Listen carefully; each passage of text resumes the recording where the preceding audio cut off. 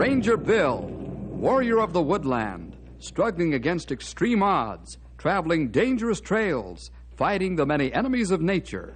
This is the job of the guardian of the forest, Ranger Bill. Pouring rain, freezing cold, blistering heat, snow, floods, bears, rattlesnakes, mountain lions. Yes, all this in exchange for the satisfaction and pride of a job well done.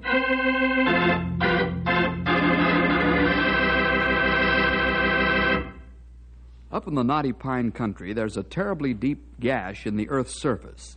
This oversized ditch is called Dead Man's Gorge. It's 1,200 feet to the bottom of this monstrous chasm, and Uncle Sam's decided to build a new bridge over it. Ranger Bill is responsible for the construction of the bridge since it's on government land. Of course, we know that Bill's hired bridge builders and engineers to construct the steel giant. Right now, he and Gray Wolf and Stumpy are in the main construction shack talking to the top bridge building boss, Stony Farwell. Here's the story. They called it the Jinx. Well, you're the best boss I've ever had. It's a real pleasure to work with you. Oh, thanks, Tony. I'm just here to see that things roll along on schedule. You're the man who's building the bridge. I not want your job for all tea in China, Stony. Well, why, Grey Wolf? How you know bridge going to stay up? Maybe first big wind knock it over. Yeah, you got a good point there, Sonny. And I wouldn't want to be the feller to figure the stress and strains on that there bridge. Not the way the wind takes off down Dead Man's Gorge. Ah, it too bad if engineers not add 2 and 2 and get 4. Yeah, you said it, Sonny. That bridge out there would make a lot of pieces to pick up at the bottom. You fellas are going to make me lose faith in my engineers if you keep on. Actually, all the engineering is checked and double-checked. And then a safety factor is added to be on the safe side. That's plenty a good idea. The bridge have to hold extra large fat man as well as extra skinny thin man. Grey Wolf, that was a good one. Yeah, you'll be catching up to my record if you keep that up, young feller. I like you fellows who laugh at corny joke. Well, gentlemen, we've got work to do. Stoney, how's the schedule coming along? Not so good, Bill. What do you mean? Well, here, take a look at the schedule yourself. It'll explain better than I can. Thanks, Tony. According to the schedule, you're a week behind. That's right, Bill. How come? I need a good general bridge foreman. Someone who really knows the fine points of getting things done. I just can't do it all myself. Well, is there such a man available? Yes. Who is he? Tom Ferris. Tom Ferris? Been a long time since I've seen him. Is he the man we need? I'll say he is. Tom is the best in the field. Well, then, let's get him up here right away. Well, it's not as easy as all that, Bill. Oh? Is he employed now? That's the least of my worries. Stoney, will you stop beating around the bush? What's the matter with Tom Ferris?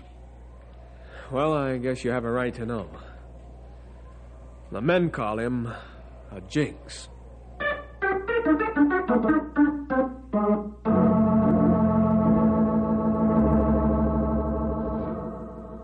It's mighty cold out on the bridge. The men get so chilled from the frosty wind and the cold steel that they're given a rest period every hour and a half. There's the stop work signal.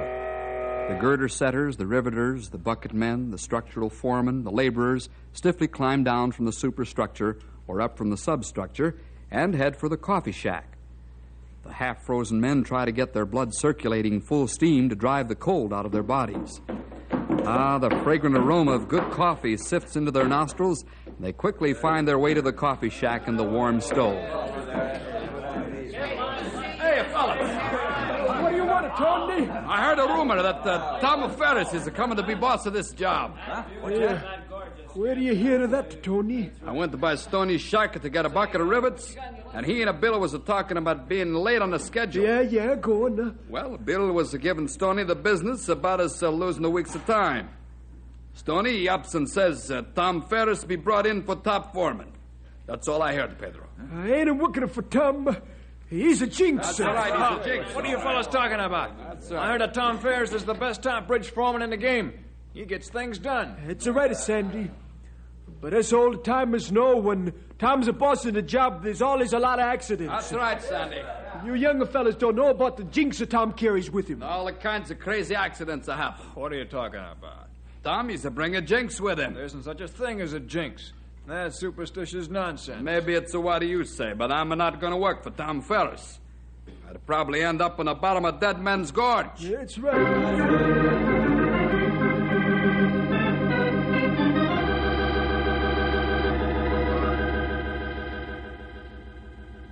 Say, Stoney, what's all this here nonsense about Tom being a jinx? Don't you men know that there ain't no such thing? That's superstitious foolishness. Well, actually, it's not that Tom's a jinx, but the way he handles the men. They call it the jinx. What you mean by that, Stoney? Well, let me tell you how Tom used to lead his men to accomplish outstanding construction records. All right. I'd appreciate some of the background on Tom. We've met several times, but this I didn't know. When I graduated from engineering school, I worked on the Mid-Mountain Bridge as a junior engineer. Tom was a top foreman on that job. Tom had a way of getting things done. He led his men, and they worked like Trojans and didn't know it. They wanted to beat the schedules. The Mid-Mountain Bridge was completed 3 weeks ahead of time. There was a clean spirit of competition. The riveters tried to catch up with the beam setters. The painters were pushing the riveters. The men were happy, and they were proud of their work. Building a bridge was more than a job to them. It was an art. And then Tom changed. He grew tense and impatient. He soon passed this tension and impatience on to his men. Not good. Men have accidents that way. You said it, Grey Wolf. Tom began needling the men into getting more work done instead of leading them. If the riveters were setting 1,000 rivets a day, he'd needle or shame them into setting 1,200. Yeah, somebody should have called him for that. Tom was young then, wasn't he, Stoney? Yes, he was, Bill. But he hasn't changed any with maturing age. Tom can get up and set rivets like a madman, and therefore he thinks that the rest of the men should do the same. Not all men can work like Tom. That's right, Grey Wolf. But you can't tell Tom that. No, that's strange. What's strange, young feller? Tom professed to be a Christian when I last talked to him. In fact, he was walking very close with the Lord. Well, maybe he did then, Bill. But that's changed now. Perhaps this change came because he's away from the Lord now. It could be. You might say he's no more than a human machine that's never satisfied with the amount of work done. He's lost his easygoing quality of leadership that makes his men want to work. We need Tom, don't we, Stoney? Yeah. Tom's the only answer to our getting back on schedule. But Tom won't do us much good since the men refuse to work for him. You're absolutely sure of that, Stoney? Absolutely. Then get Tom up here as fast as you can. Leave the rest to me. Okay. I'll go after him first thing in the morning. Oh, by the way, Bill. Who's going to tell the men? You are.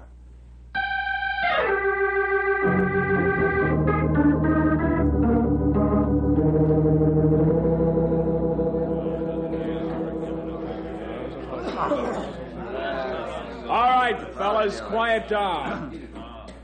You all know by now that we're behind schedule. You also know that this can't go on. The only answer to our problem was to get the one foreman who could do the job. I think most of you know Tom Ferris. Yeah. Tom's going to be the general bridge foreman on this job starting as of now. We're all familiar with Tom's ability to get things done. Since our construction is a week behind, we've asked Tom to help us bring the work up to schedule in a reasonable length of time. Tom, do you want to say anything to the fellas? Nothing more than I'm glad to be here. I know we'll all work together as a team and build this bridge ahead of schedule. And so what do you think, Tom? I ain't working for you. Not no more. You're a jinx. As you said it. Yeah, Pedro's right on quitting too. Pedro, you know better than to talk like that. You've never had an accident on the job. That's all right, Tom. I ain't no sticking around until I get one either. That's right. Pedro's right. You know it. It's a long way to the bottom of the gorge. I'm not waiting till I'm on the bottom looking up. I quit. What's the matter? Have you lost your nerve, Tony? When it comes to the work with you, I have. I'd rather be a live coward than a dead hero. You're a jinx, Tom, and you know it. All right, fellas, let's quiet down. Fellas, I think we're letting ourselves be influenced by a lot of things we've heard about Tom. Some of you have been on jobs with him before and seen some of the accidents. You say something at that time. I've seen of the accidents, a lot of them. No doubt you have, Tony. But we must remember this. Your work is hazardous. It's true, it's a hazard. Accidents occur 99 times out of 100 because somebody was careless. Carelessness such as not checking the scaffolding to make sure it's safe, being in too much of a hurry, ignoring warning bells and verbal warnings. There are dozens of ways a person can be careless. And sometimes they'll get away with it, and sometimes they won't. I think he's got something there, fellas. You're superstitious if you believe Tom's a jinx, or that he's bringing a jinx with him. It's like stopping and turning back because a black cat crossed your path. I know it sounds absurd, but what you're accusing Tom of is the same basic thing, isn't it? You're right, Bill. I'll work for Tom. Now, what you say makes a horse sense, Bill. I'll stick on a job. I want to be a stubborn mule, but the first accident that comes, I'm a leave here. Unless the accident's of me. I'm glad you fellas are thinking straight. What do you say to Tom taking over first thing in the morning?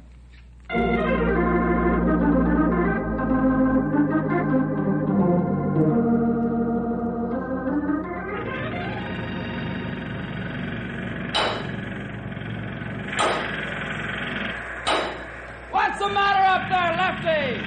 The lip on this gun is not straight, Tom. Can you set it with one bolt? Yeah, I can do it. Well, do it then. Don't stand there yakking. You got another beam coming behind you.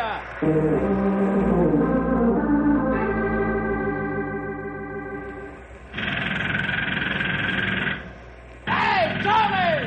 What do you want, Tom? You gotta rivet faster. The beam setters are getting way ahead of you. Those bolts can't take too much strain. I don't know, Superman, boss. I'm going as fast as I can. Don't give me the business, Tony. You're the best riveter in the country. Step it up, man, or those bull beams will fall on your head.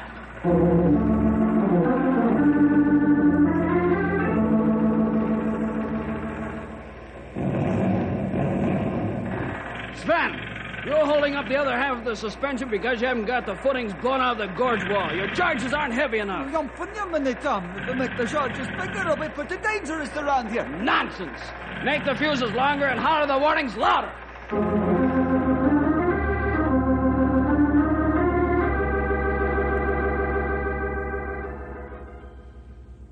Well, Bill, look at the way the work's getting done. By the end of next week, we'll be a day ahead of schedule, thanks to you. Thanks to me. Yeah, you're the man who talked the men into working for Tom. Well, there wasn't anything to that, Stoney. Tom's the man who's getting the men to produce the goods. And he's doing it without accidents. Boy, that man can sure hit the ball. You know, it's nothing short of a miracle the way the bridge is going up. Well, I'm certainly pleased the way things are going. But you know, Tom's not himself, Stoney. He's tense. Too tense. He never relaxes, even when he's eating. No, he's not the Tom I knew 5 years ago. Stoney, Bill, there's an accident on the bridge.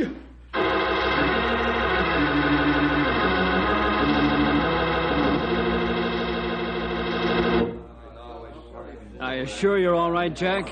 I'm okay, Tom. Really, I am. I think you'd better see the dog before... You have an accident, Jack? I don't know what happened yet, Stoney. Jack's bosun chair gave way and he fell 20 feet. Are you all right? Yeah, sure, boss. I'm okay. Well, you let the doc check you over before you go back to work. Jack, is that the way you had your block and tackle tied to the superstructure? Yeah, that's right.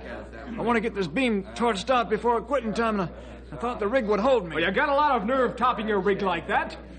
What's even worse is that Tom gets blamed for accidents that happen because of careless birds like you. I don't let this happen again or I'll fire you. You understand? Sure, boss. Sure, I understand.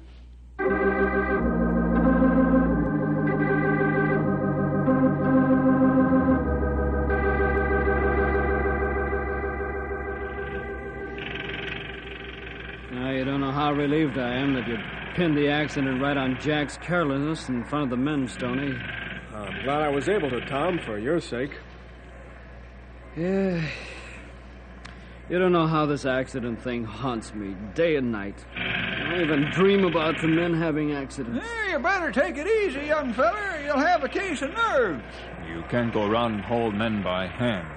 All you can do is tell them to be careful and watch for those who aren't. I don't know. I'm beginning to wonder if there isn't some truth about me being a jinx.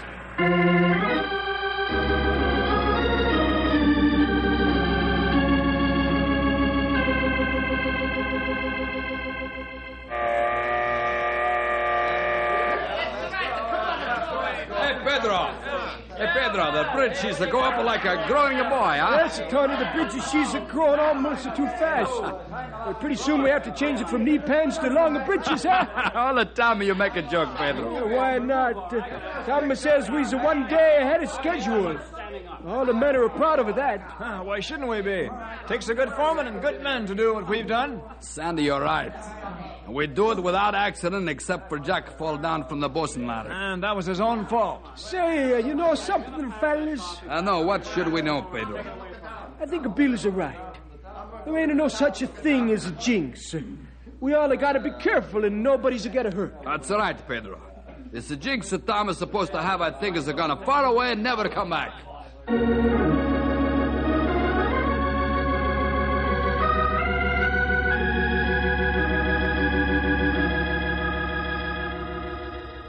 Tony's right. The jinx appears to be going far away, but I don't know about it not coming back. In the superstitious minds of the men, that is. Bad weather is descending over the Knotty Pine area, and Dead Man's Gorge is not excluded. Strong winds, rain turning to ice and snow. Add these up, and building a bridge becomes an almost impossible task. Tom slows the work down. All the men have to use safety belts as much of the time as possible. But in spite of the nasty weather, the construction must go on unless it gets so bitter cold the men would stick to the steel right through their clothing. Tom's worried and apprehensive. Then one after another, things begin to happen. Ease the beam down carefully, Max. This wind will wrap it right around that pier. I'm watching it, Tom. I said watch it, Max, or you knock Cliff right off that setting joint. Hey, do not knock him off. No, not yet. Keep your right lever a little. Pull the right lever. The wind's swinging the beam right at Cliff. Pull the right lever, Max. Can't. The wind's too strong. I can't stop it.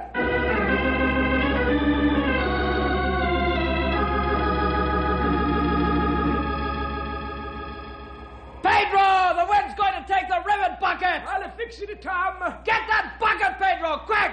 I can't do it. Hey, look out below. Hot rivets. Run for it, fellows.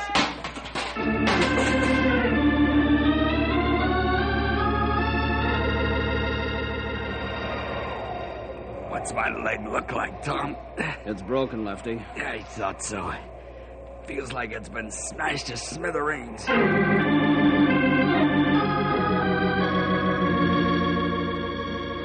Let me see the rope burn you got, Sandy. Pretty, isn't it? If I hadn't slid down the rope, I'd have been right where that bolt snapped.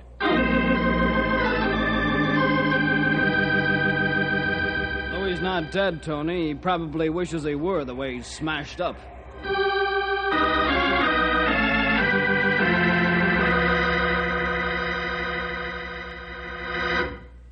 I'm sorry to hear about Louis. You're sorry. How do you think I feel? Oh, take it easy, Tom. That's easy to say. First Cliff, then the bucket of hot rivets burns half a dozen men, then Sandy and now Louis. Oh, I forgot Lefty with a smashed leg. I understand how you feel, Tom. What do you say we stop construction for the rest of the week? Maybe we won't have to stop work. What? The boys just walked off the job. All except 6. I see. The jinx again, huh? What do you think the men call it? Call me. Well, there's only one thing to do. Is there? Yes, I'm going to call Bill.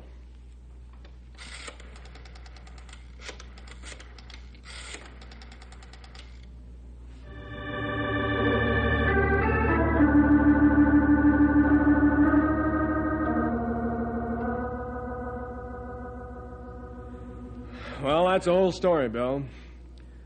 You can see the 6 men on the bridge from here, 7 with Tom.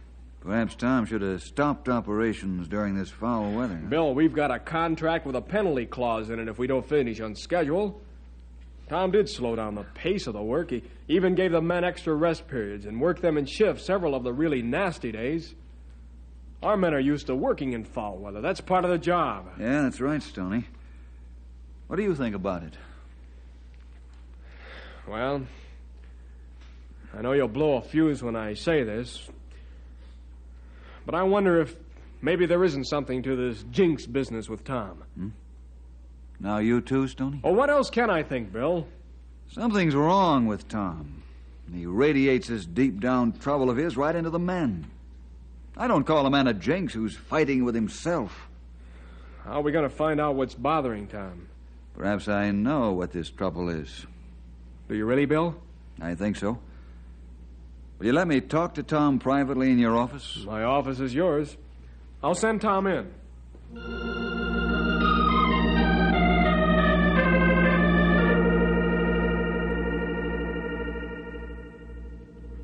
Now, Tom, what's eating you? What do you mean, what's eating me? There's nothing wrong with me. There's nothing besides this terrible fear I've developed of accidents to my men. Tom, don't try to buffalo me. I've worked with men all my life, all kinds of men. I know them pretty well. What are you getting at, Bill? I've told you what was wrong with me. You only told me half the story, Tom. What do you mean? Why are you fighting with yourself? Why, You told me a long time ago that you were a Christian, Tom. Can you still look me in the eye and say you're playing square with the Lord? Well, that is... Well, you see, Come Bill... on, talk like a man, Tom. Are you still letting the Lord run your life, or are you trying to do it on your own? Tom, if you straighten things out between you and the Lord, then things will straighten out between you and your men. Well, Tom? All right, Bill. You win. What's the use of fighting the Lord any longer? You're right. I haven't been letting him help me build bridges, and I've been beating my head against a stone wall. You aren't telling me a thing, Tom. I knew that the first day you came on the job. You did? How? You aren't leading your men, Tom. You needle them into jealous competition with one another. They've contracted your restlessness and impatience. Oh, they do good work, but it's not the satisfying, high-quality work they could do. You see, Tom, a boss radiates his thoughts to his people. This happens faster by the boss's actions than his words. I never thought of it that way.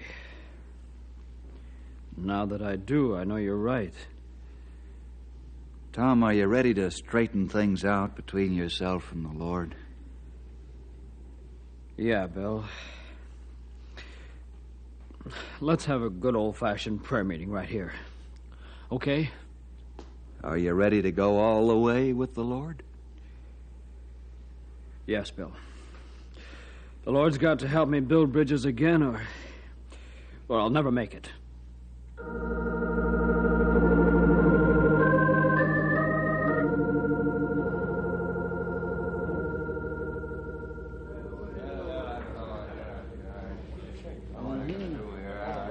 Fellas, what I'm about to say may shock some of you, but I'm going to carry it out anyhow. This morning and each morning after this, we're going to have prayer before we begin our day's work. What? Prayer? What do you... I know some of you don't like it. You can pray with me or you can leave as you wish. In any event, I'm going to pray. If any of you want to leave, please do so now. There'll be no hard feelings. Let's pray. Heavenly Father, we ask that you keep us safe from accidents as we go out on the bridge today. Help each one.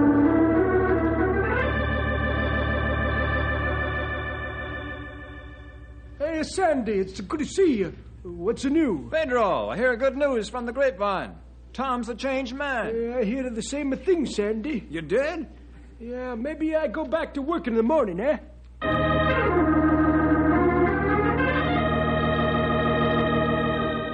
Lefty, I just stopped by to tell you I go back to work for Tom. He's a different, like a night from a day. That's right, Tony. As soon as my leg mends, I'm going back, too.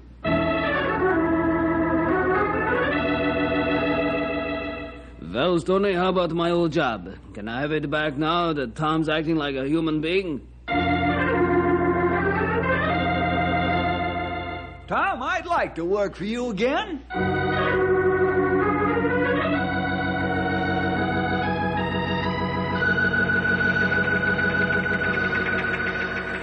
Well, Tom, how are things going? Wonderfully well, Stumpy. The men are happy and they work together like real teammates. Yeah, the boys are bragging they'll finish the bridge a week ahead of time. You're much happier now, too, Tom. How can a fella help but be happy when he's in good fellowship with the Lord? Oh, say, I better keep an eye on that batch of concrete the boys are going to pour. See you fellas later.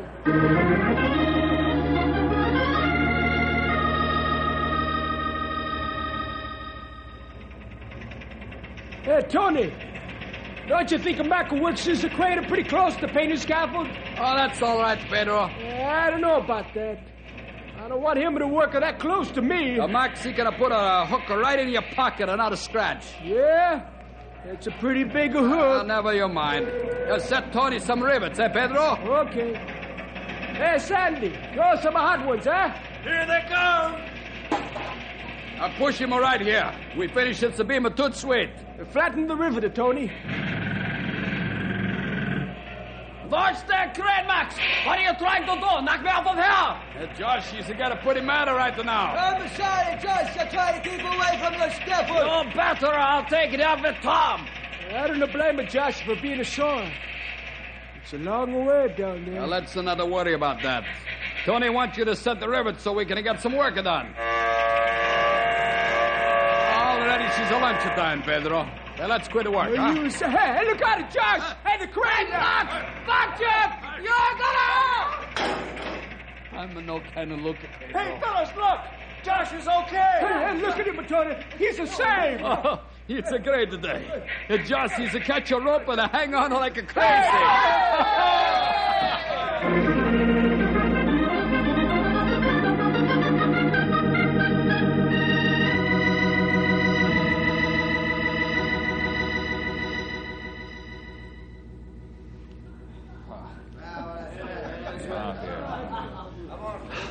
Boy, that was a close one, Bill. I'll say it was, Sandy.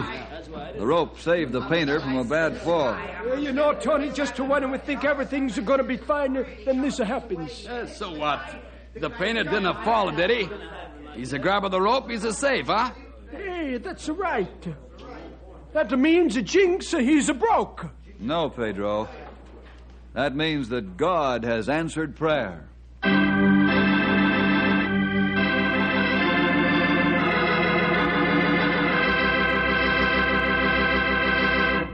Yes, Bill, that was the Lord's answer to prayer, all right. He has strange ways of doing things sometimes. That is, they may be strange to us, but then the Lord's ways are always the best ways, aren't they? We'll see you next week for more adventure with